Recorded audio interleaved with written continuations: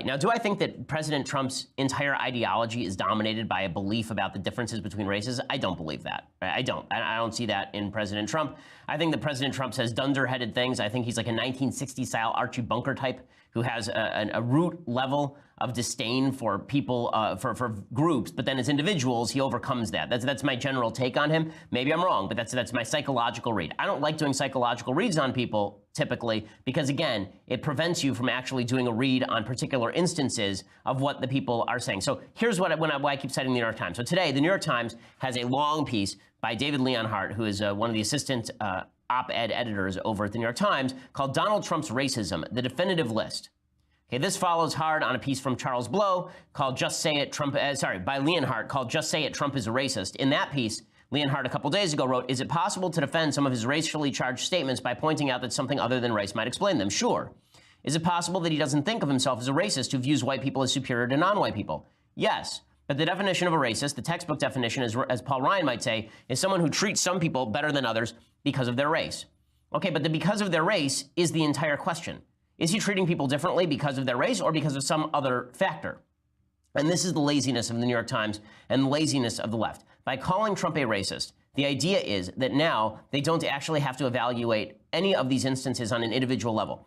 And here is the evidence. So if you actually look at the list that is put together by Leonhardt and a guy named Ian Philbrick, here's their list of Trump's definitive racism. It includes things that are obviously racist or racially tinged, right? Stating that a judge of Mexican descent would be unable to adjudicate his Trump University fraud case because of his ethnicity. I talked about that at the time. I said it was racist. Trump refusing to condemn the KKK on live TV. I talked about that at the time. I said I thought it was racist. Trump saying there were good people marching in anti-Semitic racist torchlight parade in Charlottesville. I thought that was a problem, right? I said this at the time, but here's the problem. The list also includes a bunch of stuff that is not racist, right? It includes a bunch of stuff that at best is questionable, right? There are a bunch of statements that have been repeated by third parties, but not by Trump himself and not in public, right? There was a guy who accused Trump of saying at one point that laziness was a trait in blacks. There's that New York Times report a couple of weeks ago saying that Trump had said all Haitians have AIDS. None of these are confirmed.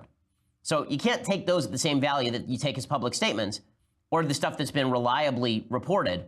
But here's the biggest problem. Leonhardt and the New York Times then name a bunch of instances they call racist where there's no evidence at all that racism is the motivating factor. So you remember during the campaign, Trump at one point pointed out a black guy in the audience and he said, there's my African-American over there.